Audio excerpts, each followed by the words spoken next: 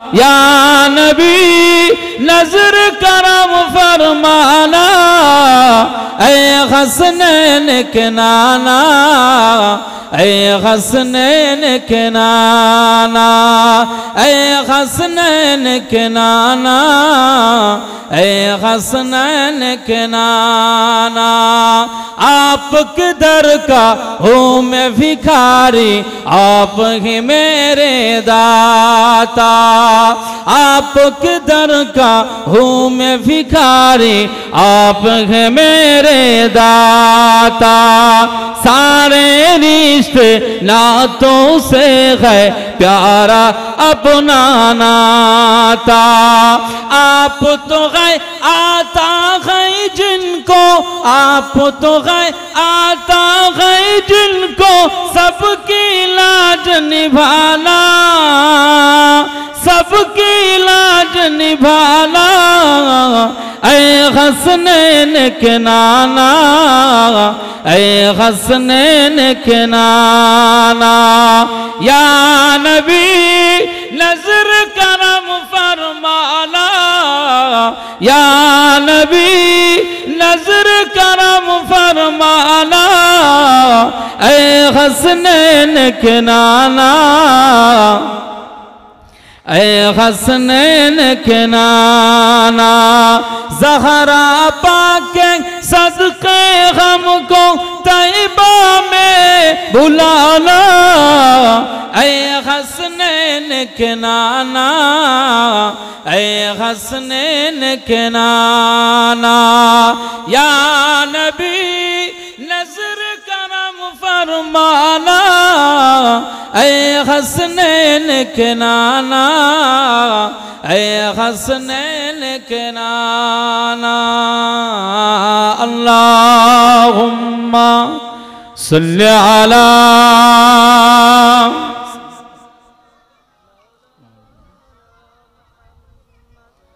वाला आली सय्यदना।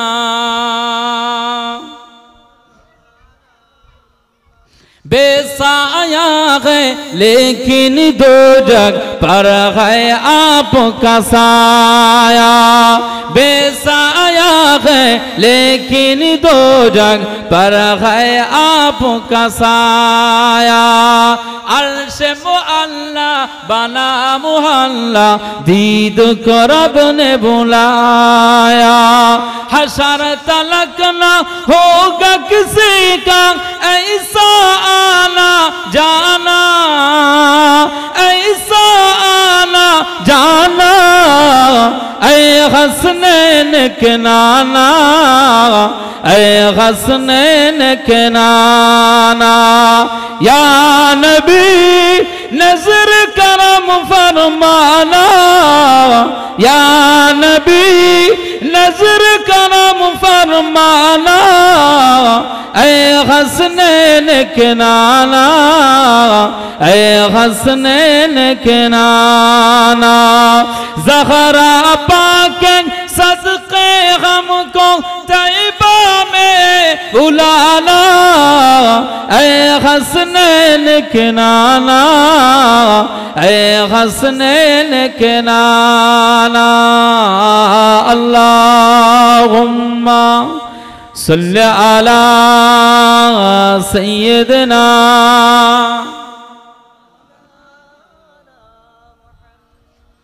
वाला आली सय्यदना। सज गई है मीलाद की महफिल, क्या है खूब नजारा। सज गई है मीलाद की महफिल, क्या है खूब नजारा। कैफो मस्ती में डूबा है देखो आलम सारा। ढूंढ रही है आपकी रहमत, ढूंढ रही है आपकी रहमत।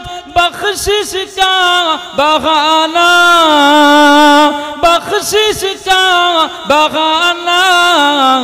ऐ हसनैन के नाना, ऐ हसनैन के नाना। या नबी नजर करम फरमाना, या नबी नजर करम फरमाना, ऐ हसनैन के नाना, ऐ हसनैन के नाना, ज़हरा पाक सदके हमको तैबा में बुलाना, ऐ हसनैन के नाना, ऐ हसनैन के नाना। अल्लाहुम्मा सल्ले अला। मुसलमान ছেলেরা, এ নবীর উম্মত উম্মতিরা, খুব খেয়াল করে শুনুন। ফারুক আজম ওমর ইবনে খাত্তাব রাদিয়াল্লাহু তাআলা আনহু কাঁদছেন। আল্লাহ নবী দিন ও দুনিয়ার বাদশা হাবিবুল্লাহকে, নবী জনাবে মুহাম্মদ রাসূলুল্লাহকে সাল্লাল্লাহু আলাইহি ওয়াসাল্লাম ফারুক আজম ওমর ইবনে খাত্তাব রাদিয়াল্লাহু তাআলা আনহুকে লক্ষ্য করে বললেন, তোমার চোখে পানি, আমি এই যে মেঝেতে শুয়ে রয়েছি, আমি জমিনে শুয়ে রয়েছি, খাজুরের চাটাইয়ের উপরে শুয়ে রয়েছে, আমার বালিশটা ছেঁড়া বালিশ, এতে খাজুরের পাতা ঢুকিয়ে দেওয়া রয়েছে, নরম তুলের বালিশ নয়, তোষক নাই, খাট নাই, কিছুই নাই, এই জন্য আজ উমার তুমি কাঁদো। এ উমার শোনো, আমি রাসূলুল্লাহ সাল্লাল্লাহু আলাইহি ওয়াসাল্লাম জানিয়ে দিলাম, আমার আল্লাহ পাক এই পৃথিবীটাকে মূল্য দেয়নি, মূল্য দেয়নি। আমি নবী যদি আমার আল্লাহর কাছে চাই, দুনিয়ার রোম কেন, গোটা দুনিয়ার সব সাম্রাজ্য আমি নবীর জন্য দিয়ে দেবে, আর সবার থেকে সবার চাইতেও আমার জন্য আমার আল্লাহ দামি খাট বানিয়ে দেবে। না না না না, আখিরাত ফাঁকা হয়ে যাবে, আখিরাত নষ্ট হয়ে যাবে।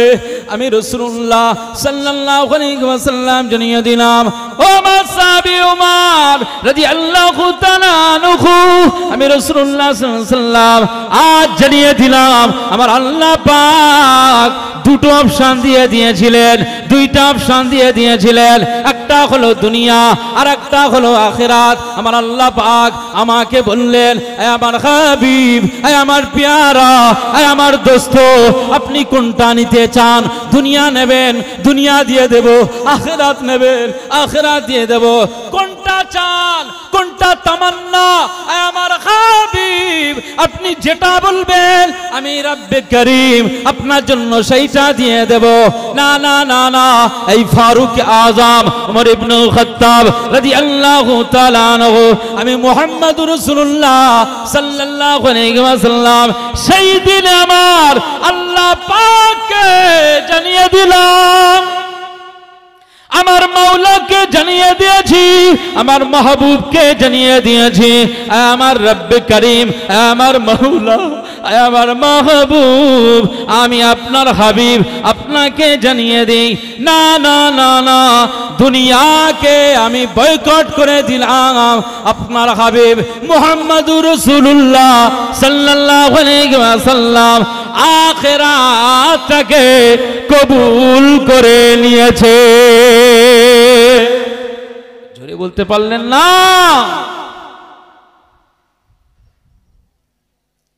নবীজি দুনিয়া ছেড়েছেন, নবীজি আখিরাতটাকে গ্রহণ করেছেন, আর আমরা এই যে শাকদহর গ্রামের মানুষ, বলুন তো আজকে আমরা কোনটা বেশি চাই? দুনিয়া।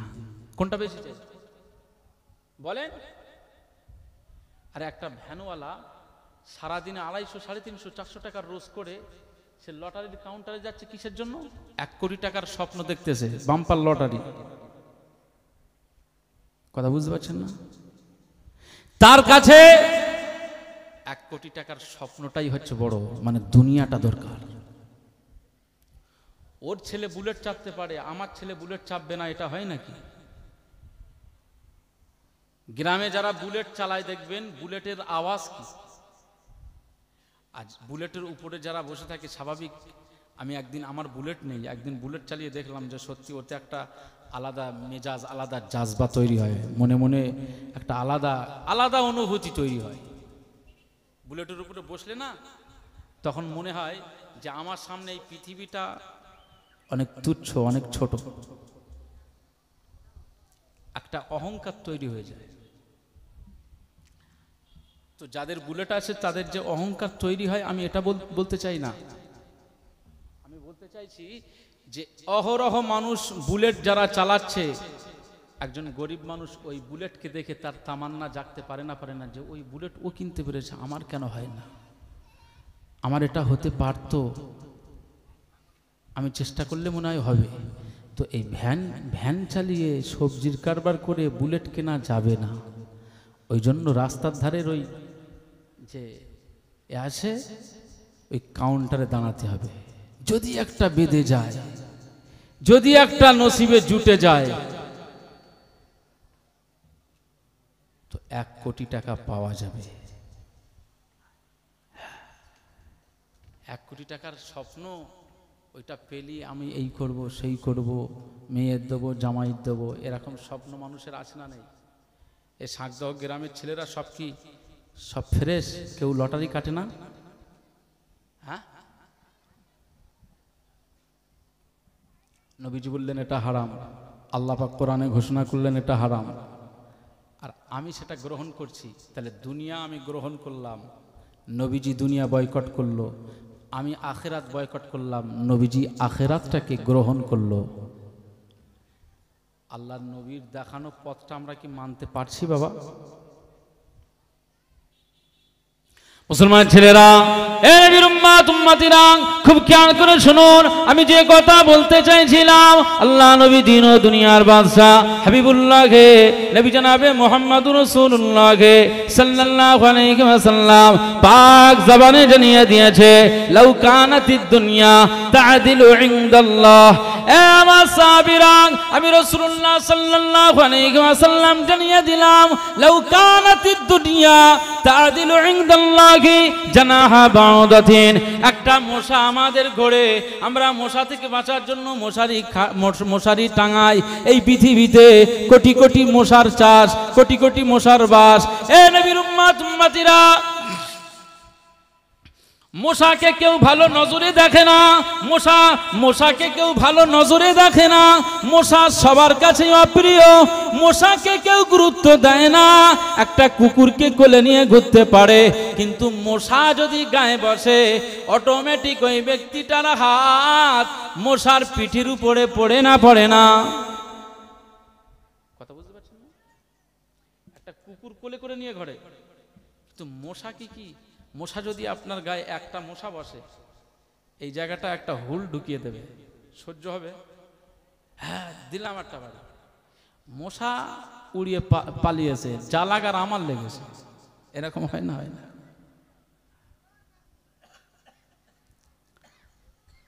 এরকম জায়গায় মশা বসছে, এমন হুল ঢুকিয়ে দিয়েছে, নিজের হাতের চড় নিজেই খেতে হয়েছে।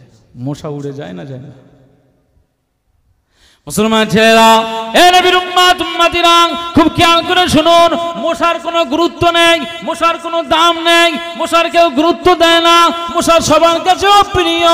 আমি দৃষ্টান্ত স্বরূপ বোঝাতে চাইছি, মশা আমাদের কাছে অপ্রিয়। তাই মশার হাত থেকে বাঁচার জন্য, মশার দংশন থেকে বাঁচার জন্য, মশার কামড় থেকে বাঁচার জন্য ঘরের ভিতরে আমরা মশারি টাঙিয়ে দিই।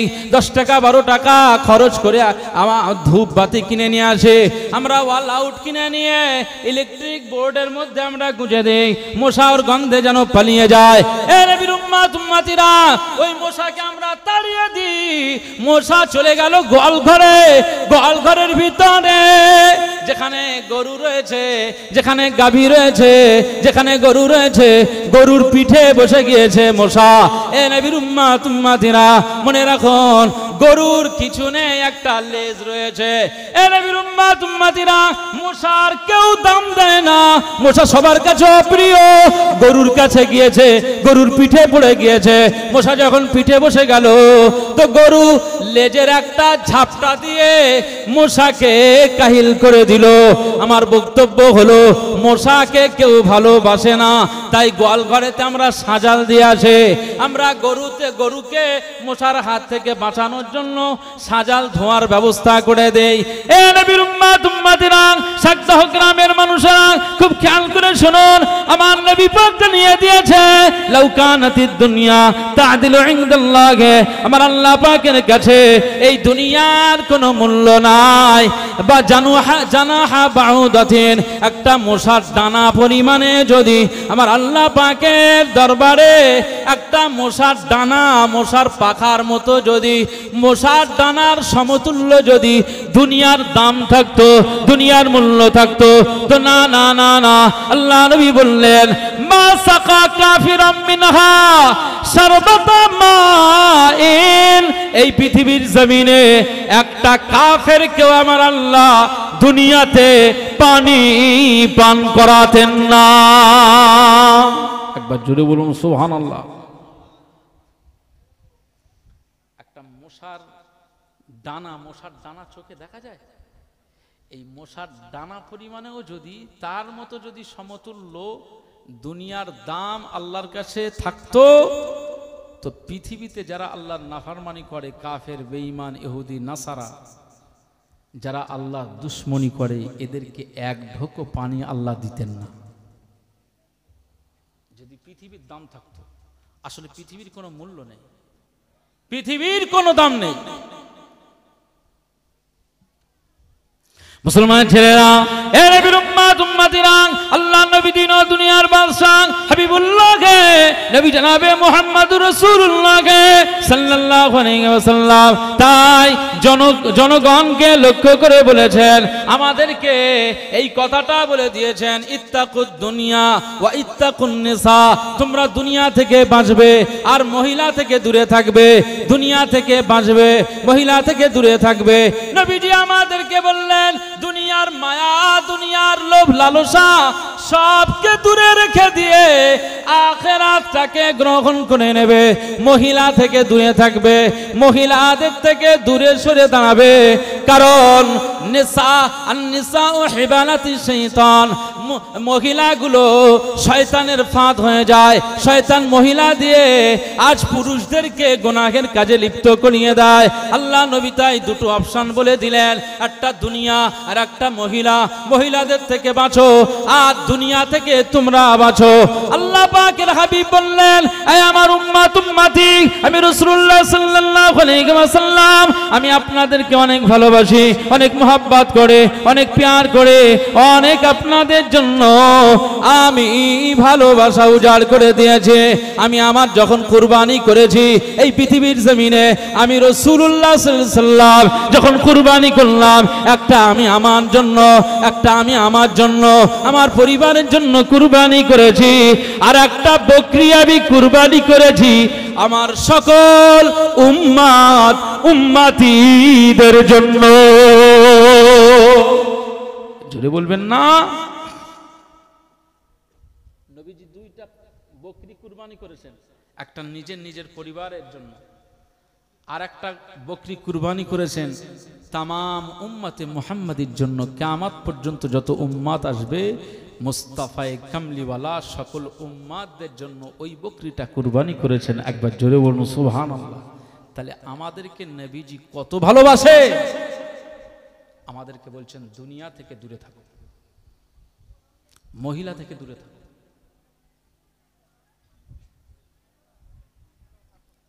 মুসলমান ছেলেরা, এ নবীর উম্মত উম্মতিরা, আজকে আমি আব্দুল মুনায়েম আপনাদেরকে বলতে চাইছিলাম শুরুতেই কথা যে আমার আলোচনা, আমার ওয়াজ শুনে যদি আপনারা না পালন করেন তাহলে এই ওয়াজের কোনো মূল্য হবে না। যেহেতু আজকে আমার শালা বাবুর বিয়ে দিয়ে এসেছি, ওখানে আমি বলেছিলাম কোনো নারী যেন না পার্লারে না যায়, নিজের চেহারাটা যেন না সাজায়, নিজের চেহারাটাকে সাজিয়ে পুরুষকে যেন না দেখায়, তাহলে দেখালে ওই চেহারাটা জাহান্নামায় চলে যাবে, আমাদের ঘরের মেয়েরা জাহান্নামায় চলে যাবে, আমাদের ঘরের মহিলাগুলো সব দোজখে চলে যাবে, দোজখবাসী হয়ে যাবে। এটা নবীজির বাণী। নবীজির বাণীটাকে আমি আমার শ্বশুর বাড়ির মানুষদেরকে জানিয়ে দিয়েছিলাম, আমি আব্দুল মুনাইম এই কথাগুলো বলে দিয়েছিলাম। এই কথাটা কারোর কাছে পৌঁছেছিল, কিন্তু কেউ মানেনি। যে মেয়েগুলো মানেনি, যারা পার্লারে গিয়েছে, যারা সেজে গুজে আজ পরপুরুষকে দেখিয়েছে, বিয়ে বাড়ির বরযাত্রী হিসাবে এসেছে, অন্যান্য পুরুষদেরকে নিজের চেহারাখানা দেখিয়ে নিজে আনন্দিত হয়েছে। এ নবীর উম্মত উম্মতিরা, মনে রাখুন, যারা বেপর্দা অবস্থায় এটা করে পুরুষদেরকে খুশি করিয়েছে, নিজে আনন্দিত হয়েছে, এই কাজের দ্বারাতে আবার আল্লাহ নারাজি হয়ে গিয়েছে, আমার আল্লাহ তাদের উপরে অসন্তুষ্ট হয়ে গিয়েছে। ওই মেয়েটা মারা যাবে, ওই মেয়েটা কবরে যাবে, ওই কবরে তার আযাব মাফ হবে না, ওই কবরে সারা জীবনের জন্য মাফ হবে না, সারা জীবনের জন্য কবরে আযাব মাফ হবে না। বেপর্দা বেহায়া নারীগুলো জাহান্নামী হয়ে যাবে কিয়ামতের ময়দানে। আমার আল্লাহর রহমতের দৃষ্টি তাদের দিকে তাকানো যাবে না, তাকাবেন না, আমার আল্লাহর রহমতের দৃষ্টি তাদের উপরে পড়বে না। এ নবীর উম্মত উম্মতিরা, তা আমি বলতে চাইছিলাম, বিয়ে বাড়িগুলো আজ কি হয়ে গেল? সুন্নাতি মাহফিলটা সুন্নাতি মাহফিলের মতো যদি না হয়, তাহলে ওই বিয়ে বাড়ির মানুষজন সব জাহান্নামী হয়ে যাবে। এ নবীর উম্মত উম্মতিরা, আল্লাহ নবী দিন ও দুনিয়ার বাদশা হাবিবুল্লাহকে, নবী জনাবে মুহাম্মদুর রাসূলুল্লাহকে সাল্লাল্লাহু আলাইহি ওয়াসাল্লাম পাক জবানে জানিয়ে দিয়েছে, আন নিকাহু মিন সুন্নতি, নিকাহ হলো, বিয়ে শাদী হলো আমি রাসূলুল্লাহ আমার একটা সুন্নাহ। জোরে বলবেন না, বিয়ে শাদী কি? জোরে বলেন, বিয়ে শাদী নবীজির সুন্নাত। আল্লাহ পাক সূরা নিসাতে বললেন, ফানকিহু মা তাবা লাকুম মিনান নিসা, মহিলাদের মধ্যে থেকে তোমাদের যাদের পছন্দ হয় তাদেরকে বিবাহ করো। মুসলমান ছেলেরা, এ নবীর উম্মত উম্মতিরা, আল্লাহ পাক কোরআনুল কারীমে জানিয়ে দেন, ফানকিহু মা তাবা লাকুম মিনান নিসা, মহিলাদের মধ্যে থেকে যাকে তোমার পছন্দ হয় তাকে তোমরা বিবাহ করো। এটা পুরুষকে আমার আল্লাহ বললেন, এটা পুরুষ জাতিকে জানালেন, যাকে পছন্দ হবে তাকে বিবাহ করবে। তার মানে এই নয় আমার যার পছন্দ হলো ও দুটো ছেলের বিবি হলেও আমার দেখার দরকার নাই, আমি ওই বিবিটার, ওই দুটো ছেলের মাকে আমি ভালোবেসে ফেলেছি, আর ফোনে ফোনে তার সাথে আলাপ করে দীঘায় তাকে নিয়ে চলে গেছি। এদিকে রাতের বেলায় স্বামী কলে যায়, কলে গিয়ে খোঁজে, স্বামী বাথরুমে যায়, বাথরুমে গিয়ে খোঁজে, না সকিনার মা বাড়ি নেই, সকিনার মাকে খুঁজে পাওয়া যায় না, বাথরুমে নাই, কলে নাই, উঠোনে নাই, বারান্দায় নাই, দোতলার উপরে নাই, ছাদের উপরে নাই, কোনো জায়গায় নাই। একদিন দুদিন চার দিন পরে দেখা যায় সংবাদ এসেছে যে সকিনার মা ওই পাড়ার আবুলের সাথে চলে গিয়েছে।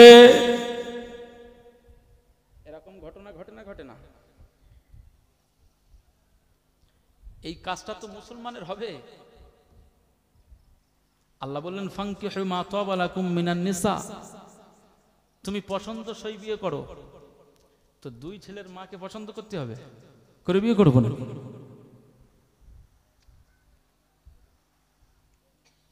মুসলমান ছেলেরা, এ নবীর উম্মত উম্মতিরা, খুব খেয়াল করে শুনুন, আজ সমাজ রসাতলে চলে গেল।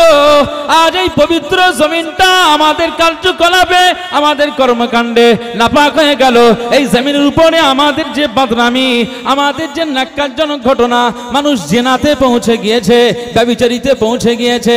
আজ জন যুবকরা ঠিক নাই, যেহেতু মোবাইলের মতো একটা দাজ্জালের প্ল্যান চলছে।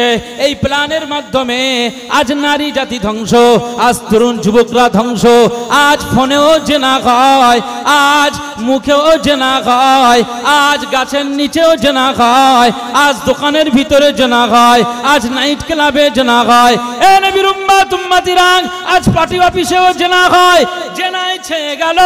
আমার আল্লাহ পাক বললেন, জেনা থেকে বাঁচার জন্য, জেনা থেকে বাঁচার জন্য ফানকিহু মিম্মা তাবা লাকুম মিনান নিসা, তোমরা উৎকৃষ্ট পরিমাণ যার চরিত্র ভালো দেখো, পছন্দ করো, তাকে বিয়ে তাকেই করো। আল্লাহ নবী পাক জবানে জানিয়ে দিয়েছে তুনকাহুল মারআতু লিআরবাঈন, চারটি কারণে একটা মহিলাকে মানুষ বিবাহ করে।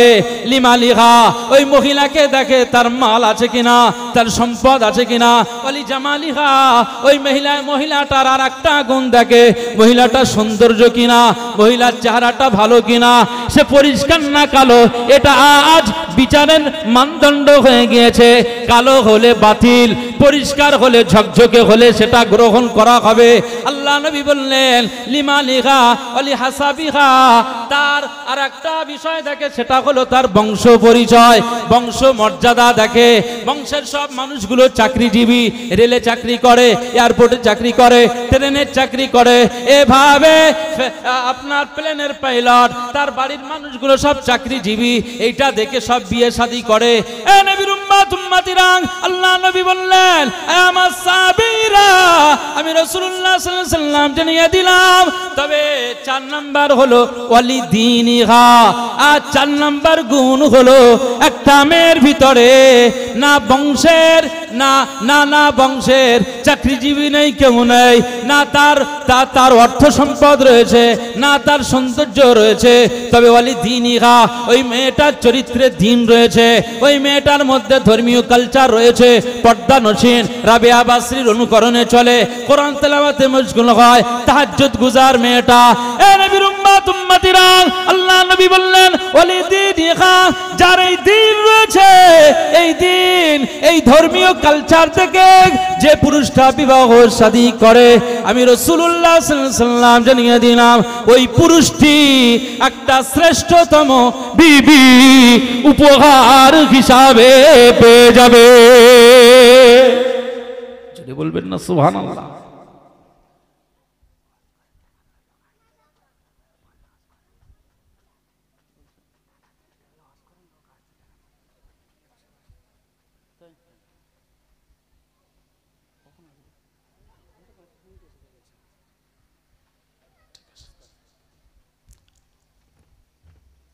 আমার দিনদার ইমানদার ভাইরা, নেককার আল্লাহওয়ালা বাবাজিরা, আমার মুরব্বী চাচাজিরা, একবার মোহাব্বতের সঙ্গে দরুদ শরীফ আল্লাহুম্মা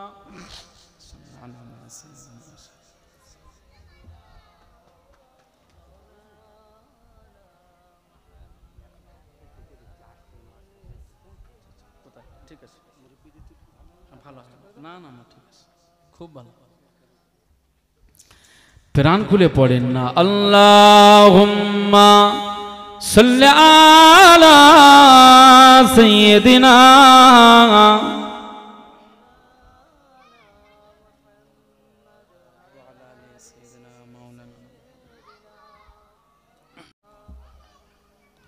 মারহাবা মারহাবা জানের নবী, মারহাবা মারহাবা মারহাবা প্রাণের নবী, মারহাবা মারহাবা মারহাবা জানের নবী, মারহাবা মারহাবা মারহাবা প্রাণের নবী, মারহাবা।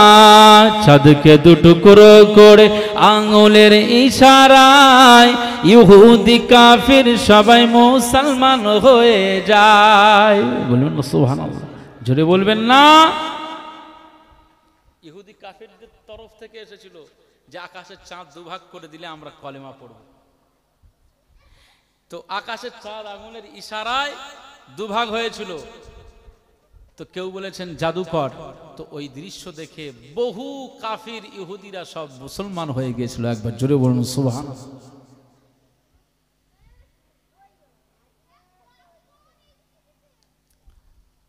ভাইজান, এই আতরটা, খুশবুটা সবার লাগিয়ে দেন তো হাতে। কেউ একজন এসে আসেন আসেন আসেন, খুশবু মজলিসে লাগিয়ে দেন। সুগন্ধ, যেখানে সুগন্ধ ছড়ায় সেখানে আল্লাহর রহমত বর্ষণায়। একবার জোরে বলুন সুবহানাল্লাহ। আল্লাহ পাকের ফেরেশতারা তাদের জন্য মাগফিরাত চায়, তাদের জন্য গুনাহ মাফ চায়, গুনাহ মাফের দরখাস্ত করে। একবার জোরে বলুন সুবহানাল্লাহ।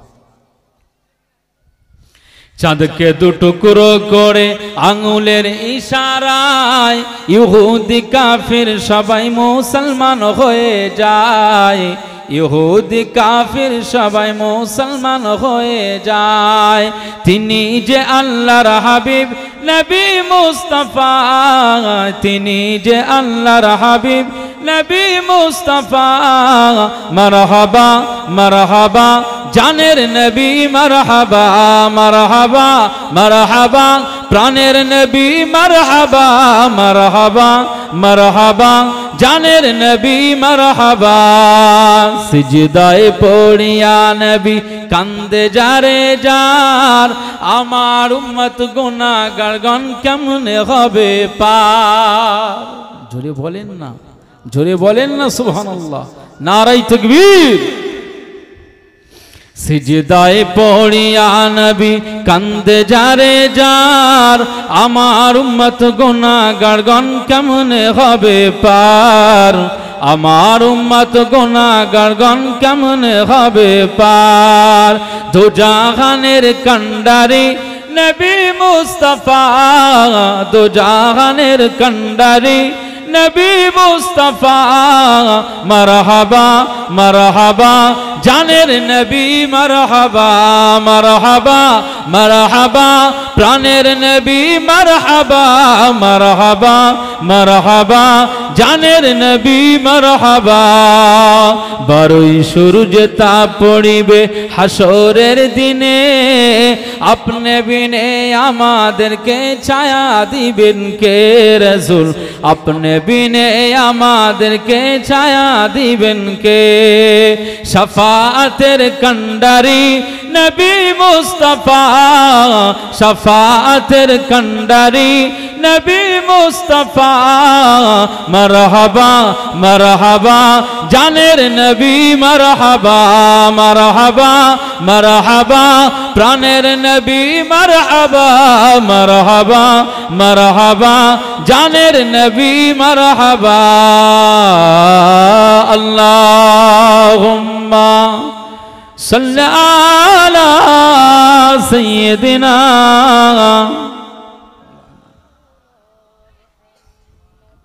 ওয়া আলা আলি সাইয়্যিদিনা।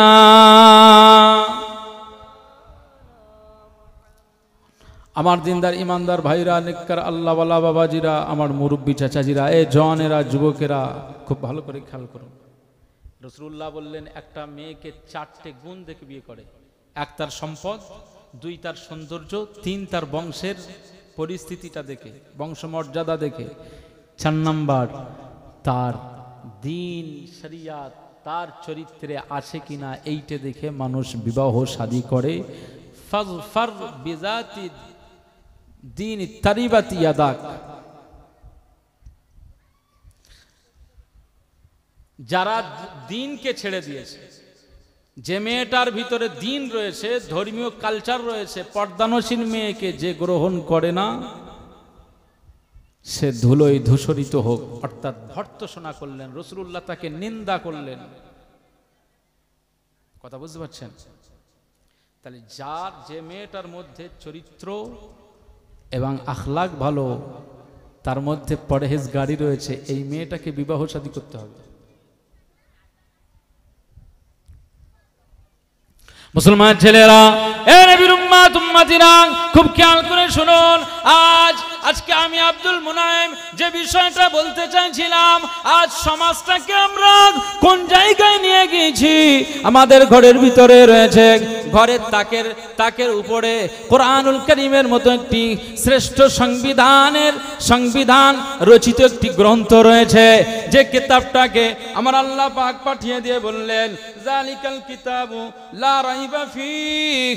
না না না, এই কিতাবে কোনো সন্দেহ আমি আল্লাহ রাখিনি। সুতরাং এই কিতাবের মধ্যে সূরা নিসাতে বলা হয়েছে, ফানকিহু মা তাবা লাকুম মিনান নিসা, তোমরা মহিলাদেরকে বিবাহ করো। বিবাহের জন্য আমি আল্লাহ পাক তোমাদের এই সুযোগটা করে দিলাম। এ নবীর উম্মত উম্মাত উম্মাতিরা, যদি আমরা বিবাহ করি তাহলে আমাদের এই বিবাহটা নবীজির একটা সুন্নাত পালন করা হবে। নবীজির এই সুন্নাতটা পালন করলে আমার আল্লাহ খুশি হয়ে যাবে। আর এই বিবাহের মধ্যে দিয়ে আমাদের ঘরে সন্তান জন্ম নেবে। আর এই সন্তান জন্ম নিলে ওই সন্তানটা নবীর উম্মাত হবে। এই নবীর উম্মাতটা কিয়ামতের ময়দানে আমার নবীজির কাছে দাঁড়াবে। আল্লাহ নবী বলেছেন, তোমরা কুমারী মেয়েকে বিবাহ করো। কুমারী মেয়েকে বিবাহ করলে এই কুমারী মেয়েটা গর্ভধারণের, বাচ্চা ধারণের ক্ষমতা রাখে, বেশি বেশি বাচ্চা জন্ম দিতে পারে। এই কুমারী মেয়েকে বিবাহ করলে বেশি বেশি বাচ্চা জন্ম দিতে পারবে। সুতরাং তোমরা কুমারী মেয়েকে বিবাহ করবে। আল্লাহ নবী বললেন, কুমারী মেয়েকে বিবাহ করলে বাচ্চা বেশি পারবে, বাচ্চা বেশি দিবে, জন্ম বেশি হবে। আর এই জন্ম হওয়ার পরে আমি রাসূলুল্লাহ সাল্লাল্লাহু আলাইহি ওয়াসাল্লাম জানিয়ে দিলাম, ওই বাচ্চাগুলোকে দ্বীনের শিক্ষা দিবে, দ্বীনের কালচার তাদের অন্তরে ঢুকিয়ে দেবে। ওরা আস্তে আস্তে দ্বীনের মধ্যে থেকে দ্বীনের হুকুম আহকামগুলো পালন করবে। কিয়ামতের ময়দানে আমি রাসূলুল্লাহ সাল্লাল্লাহু আলাইহি ওয়াসাল্লাম জানিয়ে দিলাম, আমার উম্মতের সংখ্যা বেড়ে যাবে। আর এই উম্মতের সংখ্যাটা যখন বেড়ে যাবে, আমি আল্লাহ পাকের দরবারে অসংখ্য উম্মত নিয়ে আমি রাসূলুল্লাহ গর্ব প্রকাশ করব। জোরে বলতে পারলেন না? তাহলে আল্লাহ বিবাহের একটা পদ্ধতি দিয়েছে, সুন্দর একটা পন্থা পৃথিবীতে রেখেছেন। এরপরে আমরা কি করি? আজকে আমাদের জেনা ব্যভিচার চরম আকার ধারণ করেছে। ফোনে কথা বলছি, জেনার বিষয়ে কথা চলছে। চোখে জেনা, কানে জেনা, জবানে জেনা। এই ফোনে আলাপ হয়ে, মেসেঞ্জারে চ্যাটিং করে কথা বলে, ভিডিও কলে কথা বলে চলে যাচ্ছি দীঘাতে। আর সে সমস্ত হোটেল ভাড়া করে গিয়ে চরম আকারের জেনা ব্যভিচার করে আমরা ফিরে আসছি। আপনার কাছে কথাটা মনে হবে যে অনেক অন্য পর্যায়ে কথা বলছে, না, খুব কঠিন পরিস্থিতি। মুসলমান ছেলেরা, এ নবীর উম্মত উম্মতিরা, খুব খেয়াল করে শুনুন। আজকে বিবাহের মজলিসের এই পরিস্থিতিটা এমন হয়ে গিয়েছে, আজ আমি আমার বিবিকে বিয়ের মজলিসে নিয়ে যাই বরযাত্রী হিসাবে। আমি অলিমাতে গেলাম, বউ ভাতে গেলাম, মেয়ের পক্ষ থেকে আমার নিজের স্ত্রীকে নিয়ে গেলাম। নিজের স্ত্রীকে তো পর্দায় রাখতে বলা হয়েছে। একজন স্বামীকে বলা হলো, তুমি তোমার বিবিকে পর্দায় রাখো। আমার আল্লাহ পাক বলে দিয়েছেন, আমি আল্লাহ পাক তোমাকে দায়িত্বশীল বানিয়েছি, সুতরাং তোমার বিবিকে তুমি পর্দায় রেখে দাও। আমি এখন কি করলাম, আমার বিবিকে সুন্দর করে সাজগোজ করিয়ে দিয়ে তার জন্য সুন্দর সুন্দর ফেস ওয়াশ লাগিয়ে পার্লারের মতো একটা জায়গায় মেয়েদের কাছে গিয়ে, পার্লারে গিয়ে 500-1000 টাকা খরচ করে চেহারায় মেকআপ লাগিয়ে দিয়ে বিয়ের ময়দানে চলে গেলাম। আমি আমার বিবিকে নিয়ে চলে গেলাম। ওই বিবির গায়ে কোনো ওড়না নাই, ওই বিবির গায়ে কোনো পোশাক নাই। মাথার চুলগুলো পুঁইশাকের ভাড়ার উপরে যেমন পুঁইশাকগুলো এলিয়ে মেলিয়ে দেওয়া থাকে, ওই চুলগুলো এইভাবে মেলে ঘুরে বেড়াচ্ছে। এ নবীর উম্মত উম্মতিরা, আজ আমার এই বিবিকে এইভাবে যখন বিয়ের মজলিসে নিয়ে গেলাম, আর অপর দিক থেকে ওই বরযাত্রীর পক্ষ থেকে ওই বাড়িওয়ালাদের দাওয়াতের যে সমস্ত মেহমানরা এসেছে, তাদের সেই সমস্ত মানুষগুলো, পুরুষ মানুষগুলো, জন যুবকগুলো, সেই সমস্ত মানুষগুলো আমার বিবির দিকে তাকায়। আর আমার বিবির দিকে তাকিয়ে তারা পাশাপাশি বন্ধুরা হাসি ঠাট্টা তামাশা করে। আর আমার বিবির দিকে তাকিয়ে তারা অনেক আনন্দ এনজয়ের জন্য অনেক কথা ছুঁড়ে দেয়। এ নবীর উম্মত উম্মতিরা, আমার বিবিকে নিয়ে তারা ভাবি বলে এনজয় করতে চায়, ভাবিকে নিয়ে অনেক আনন্দের কথা বলতে চায়। আমার ভাবি আমার স্ত্রী তাদের সাথে মশগুল হয়ে গেল। 10টা যুবকের সামনে আমার বিবি তাদের নিয়ে হাসি ঠাট্টা তামাশায় মশগুল। আর আমি স্বামী, আমার মনটা খুশিতে ভরপুর হয়ে যায়। আমার বিবিকে নিয়ে এই 10টা পুরুষ কত আনন্দ এনজয় করতেছে, গর্বে বুকটা ভরে যায়, এমন দামি বিবি পেয়েছি যে 10 জন মানুষ আমার বিবিকে নিয়ে আনন্দ এনজয় করতেছে। এ নবীর উম্মত উম্মতিরা, মনে রাখতে হবে, আমি স্বামী যখন এই কাজে তৃপ্তি পাই, আমি স্বামী যখন এই কাজে আনন্দ পাই, আমার আল্লাহ পাকের থেকে আসমান থেকে আওয়াজ আসে, এই স্বামী শুনে রাখো, আজকে তোমার বিবিকে 10 জন পুরুষের সামনে ছেড়ে দিলে ওই বিবিটা 10 জন পুরুষের সাথে আনন্দে মশগুল। আমি আল্লাহ পাক জানিয়ে দিলাম, তোমাকে বানালাম, তোমার বিবিকে বানালাম, কিন্তু তোমাদের এই তামাশাটা দেখে আমি আল্লাহর পছন্দ হয় না, তোমাদের দুজনের উপরেই আমি আল্লাহ নারাজি হয়ে গেলাম। তুমি যাবে জাহান্নামায়, তোমার বিবিও যাবে জাহান্নামার ভিতরে। কোথায় যাবে? হবে বরের গাড়ি 10টা স্করপিও বা সুমো, এই বরযাত্রীগুলো এরা আসবে, ড্রাইভারদের প্রেসার, গান চালাতে হবে, হচ্ছে না? আমাদের যেহেতু গাড়ি আছে, আমরা ওই আপনার গ্যারেজে যখন আমরা গাড়ি সারাতে নিয়ে যাই, তো ওখানে অনেক সুমোওয়ালা স্করপিওওয়ালাদের সাথে দেখা সাক্ষাৎ হয়। তো তারা হুজুর বলে সালাম কালাম নিয়ে, হুজুর চা খান, বসেন, এগুলো কথাবার্তা হয়। তো একদিন একটা মুসল্লি গোছের ড্রাইভার, তাকে ওই গ্যারেজওয়ালা চাচা বলে ডাকে। তো গ্যারেজওয়ালা যেহেতু আমরা ভাই বলে ডাকি, তো আমিও সেই ড্রাইভারকে চাচা বলে ডাকছি, চাচাজি। যেহেতু গ্যারেজওয়ালা তাকে চাচা বলে, সেই সূত্রে আমিও চাচাজি বলছি। তো চাচা নামাজ কালাম সব পড়ে। তো সেদিনে দেখি তার ওই সুমোটাকে ওখানে নিয়ে সারাই করছেন। কি সুমোর ভিতরের সাউন্ড বক্স খারাপ হয়েছিল, সেই নতুন সাউন্ড বক্স লাগিয়ে চেকিং করা হচ্ছে। তো চেকিংটা কি দিয়ে হচ্ছে? মুম্বাইয়ের যারা বলিউড স্টার, ওরা যে গান করে, সেই গানের আওয়াজ দিয়ে চেক হচ্ছে। আমি বলি, চাচা আপনি নামাজি লোক, আর আপনি এই গাড়িতে ওইরকম জোরে জোরে বাজনা চালাচ্ছেন। বলে, বাবা হুজুর, দুঃখের কথা একটা বলি তাহলে আপনার সাথে। আমি বলেন। বলে, আমাদের তো পেটে কিছু চালাতে হবে, গাড়ি ভাড়া না হলে হবে কি করে? তো বক্স আমি সোজা করছি, টেস্ট করছি। আমি বললাম, কত নাত রয়েছে, কত গজল রয়েছে, সেইগুলো চালাও। বলে, গজল দিয়ে ও টেস্ট করা কঠিন হয়ে যাবে, কারণ আমার যা প্যাসেঞ্জার কেউ গজল শুনতে চায় না, সব গান শুনতে চায়। তো বক্সের পরিস্থিতিটা আমার গান চালিয়ে দেখতে হবে।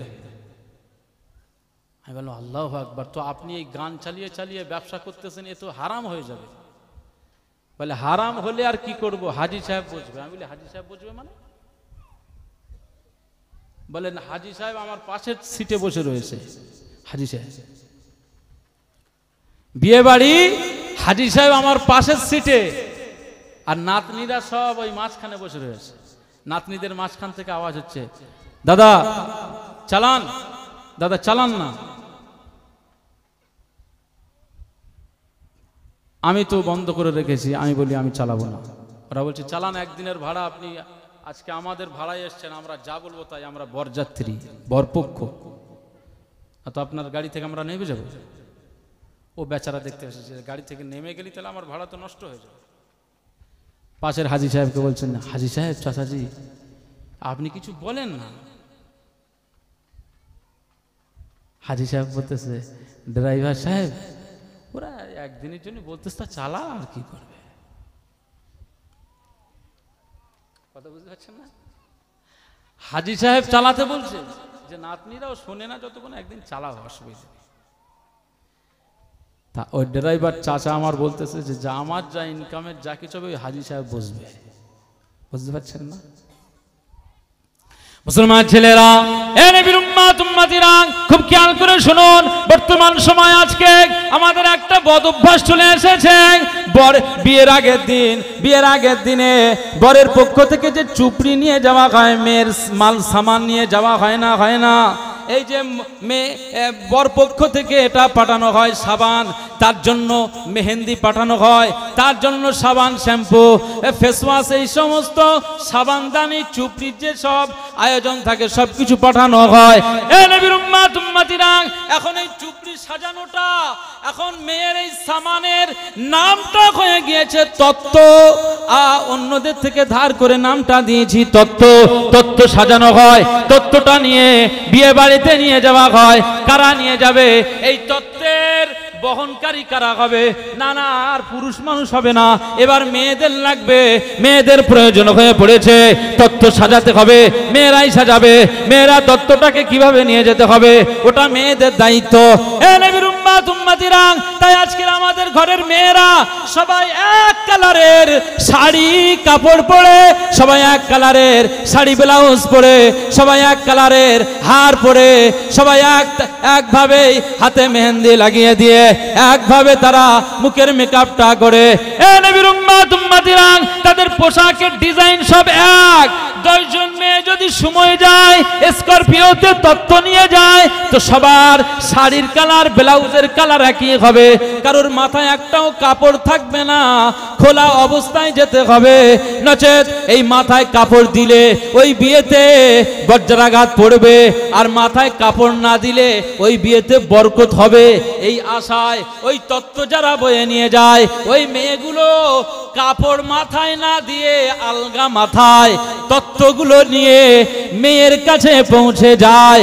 এ নবীর উম্মত উম্মতিরা, এই যে সমাজে রীতি চালু হয়ে গিয়েছে, এটা আমাদের ঘরের মানুষজন ছাড়া আর কারা করেছে? কোন ইমাম বলে দেয়নি, কোন মসজিদের খতিব বলে দেয়নি, কোন আলেম বলে দেয়নি, কোন হাফেজ বলে দেয়নি, হাদিসের কিতাব খোলেন মুস্তাফা আপনাকে বলে দেয়নি। এ নবীর উম্মত উম্মতিরা, আমার আল্লাহ পাক বলে দেয় নাই, আমার আল্লাহ পাক এই কথা ঘোষণা করে নাই। এটা আমরা নিজেরাই বানিয়ে ফেলেছি, নিজেরাই আনন্দ ফুর্তি করার জন্য তত্ত্বটা নিজেরাই বানিয়ে ফেলেছি। অন্যরা যেমনটা করছে আমাদেরকে ঠিক তেমনটা করতে হবে। তাই তত্ত্ব সাজিয়ে মহিলাগুলো একই কালারের শাড়ি পরে আজ তত্ত্ব পরে মেয়ের বাড়ি নিয়ে যাওয়া হচ্ছে। এটা চূড়ান্ত পর্যায়ে শরিয়ত বিরোধী কাজ, যে মেয়েগুলো এই কাজে যুক্ত হয়ে যাবে, যে পরিবারের মানুষগুলো এই কাজ করার জন্য সহযোগিতা করবে, আমার আল্লাহ পাক সবাইকে জাহান্নামী বানিয়ে দেবে, সবাইকে ধ্বংস করে দেবে। এ নবীর উম্মত উম্মতিরা, যে বিয়ে বাড়িতে এমন ঘটনা ঘটবে, ওই বিয়ে বাড়িতে রহমত থাকবে না, ওই বিয়ে বাড়িতে বরকত থাকবে না, ওই বিয়ে বাড়িতে আমার আল্লাহ শান্তি নাজিল করবে না। এ নবীর উম্মত উম্মতিরা, খুব খেয়াল করে শুনুন, আজকে বিয়ে করাটা সুন্নাত, তাই সুন্নাতি ভাবে আমাদের কাজগুলো আদায় করতে হবে। মেয়ের বাড়িতে যাব, পুরুষ মানুষ যাব, 2জন 4 জন গিয়ে সেখানে খাওয়া দাওয়া করি, খাওয়া দাওয়া করতে পারে, আর নাস্তা যদি খাই তো নাস্তা করে আসতে পারে। এ নবীর উম্মত উম্মতিরা, আমরা পুরুষ মানুষ চুপড়ি নিয়ে যাব, মহিলা কেউ যাবে না, এরকম সিস্টেম আমাদের যদি না করা হয় তো আল্লাহর রহমত থেকে বঞ্চিত হয়ে যাব। মনে রাখতে হবে, যে মেয়েগুলো তত্ত্ব সাজিয়ে নিয়ে যায়, আমার আল্লাহ এদেরকে জাহান্নামী বানিয়ে দেবে।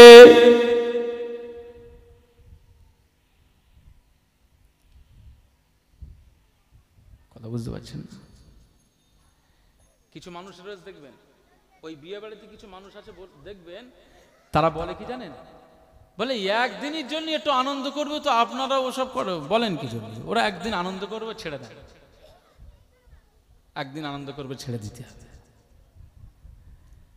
যে ছেলেটা যে মেয়েটার সাথে বিয়ে শাদী হবে, ওই বিয়ে শাদীর জন্য তাকে তো বারাকাল্লাহু লাক ওয়া বারাকা আলাইকা ওয়া জামাআ বাইনাকুমা ফিল খাইর, এই দোয়া তো করতে হয় যে আল্লাহ তোমার উপরে বরকত দেন, তোমার উপরে আল্লাহ বরকত দিন। ওয়া জামাআ বাইনাকুমা, তোমাদের 2জন, তোমরা স্বামী স্ত্রী হিসাবে হয়ে গেলে, স্বামী স্ত্রী হয়ে গেলে, তোমাদের উপরে আল্লাহ বরকত নাজিল করে দিন, রহমত নাজিল করে দিন, এবং আল্লাহর পক্ষ থেকে কল্যাণ তোমাদের উপরে বর্ষণ হোক। একবার জোরে বলুন সুবহানাল্লাহ। এই দোয়াটা তো বিয়েতে করা হয়, বিয়েতে পড়া হয়, আর সবাইকে বলতেই হয় ওই ছেলে মেয়ের জন্য। সংসার তো করবে তারা, আর আমরা সাইড থেকে এই গান বাজনা বাজিয়ে রং মাখা মেখে নাচ গান করে তত্ত্ব নিয়ে সাজিয়ে নিয়ে আজ ওই ছেলে মেয়েটার ভবিষ্যৎ লাইফের জন্য বরকতটাকে আমরা দূরে সরিয়ে দিয়ে আল্লাহর গজব নাজিল করাচ্ছি। ওই বিয়েতে আল্লাহর রহমত নাজিল হয় না, ওখানে গজব নাজিল হয়। আর তাদের সংসারে বাস পড়বে না, তা কাদের পড়বে? কথা বুঝতে পারছেন না?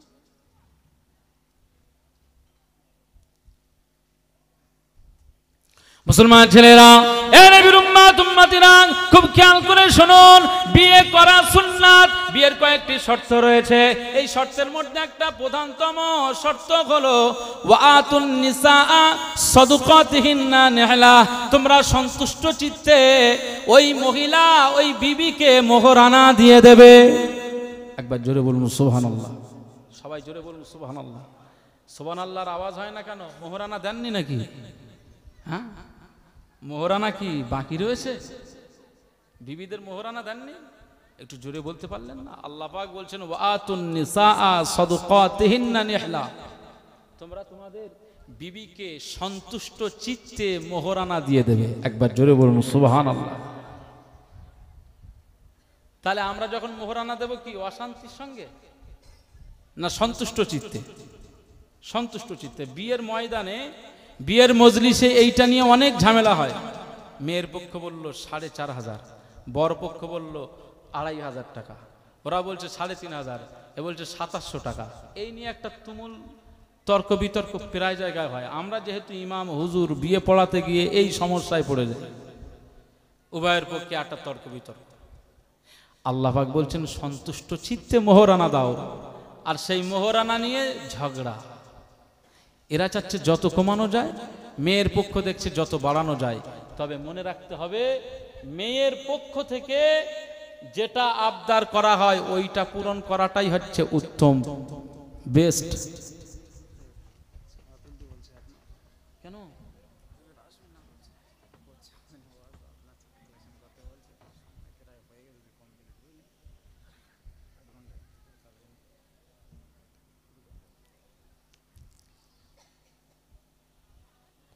আমার ভাইরা, তো আমি যে কথা বলতে চাইছিলাম, এই মোহরানা নিয়ে অনেক সমস্যা হয়, এগুলো খেয়াল রাখতে হবে।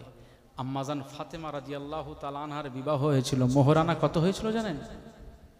প্রায় 500 দিরহাম। ফাতেমি মোহর যদি আমরা প্রত্যেকটা পুরুষের বিয়ের জন্য যদি বরাদ্দ করি না, মোহরে ফাতেমি, এই আপনারা ওটাউটি আর করবেন না। মজলিস কিন্তু এবার আমরা ক্লোজ, বন্ধ করব, মজলিস বন্ধের দিকে যাবে। কারণ আজকে এই মাহফিলের প্রধান মেহমান, প্রধান অতিথি ছিলেন আমাদের ফুরফুরার পীর সাহেব হুজুর কেবলা, আমাদের হযরত মাওলানা আলহাজ পীর আল্লামা ওমর সিদ্দিকী আল কুরাইশি মাদ্দাজিল্লাহুল আলী এই মাহফিলের প্রধান মেহমান ছিলেন। কিন্তু ঘটনাচক্রে অসুস্থতা হয়ে গেছেন। এত অসুস্থতা, আসতে আর পারলেন না, আর আসবেন না।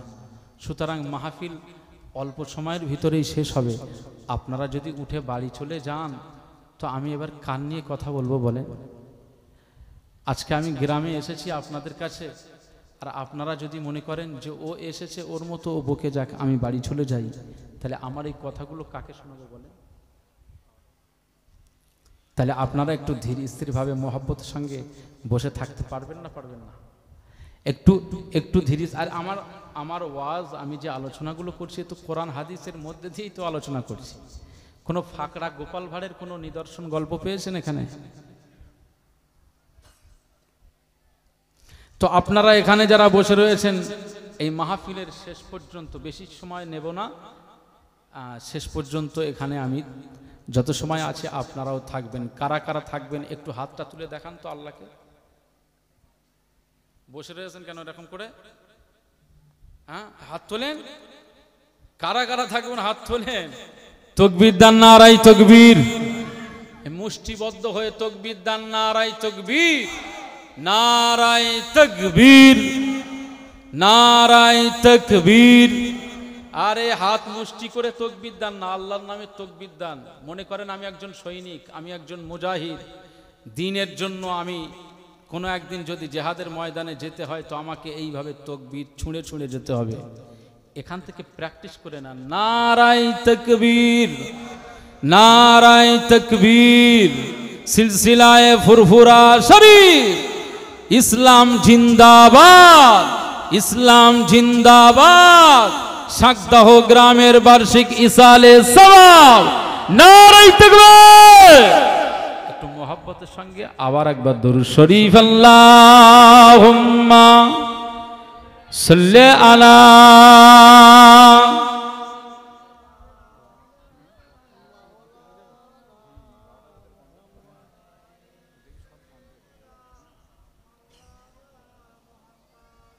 আমার দিনদার ইমানদার ভাইরা, নেককার আল্লাহওয়ালা বাবাজিরা, আমি অনেক আলোচনা করতে পারি, কিন্তু এই মুহূর্তের জন্য আলোচনা, ভাইজান উঠবেন না, বসেন। আর যদি ইস্তেঞ্জা পায়খানা লাগে তাহলে আপনার ছুটি, যাদের ইস্তেঞ্জা লাগছে যান, এক্ষুনি আর ওঠা যাবে না, বরং বাইরে যারা রয়েছেন তারা ভিতরে চলে আসেন।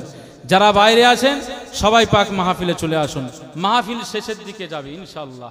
আসুন আমরা প্রিয় নবীজির শানে মোহাব্বতে একটু দাঁড়িয়ে সালাম পেশ করি। ইয়া নবী,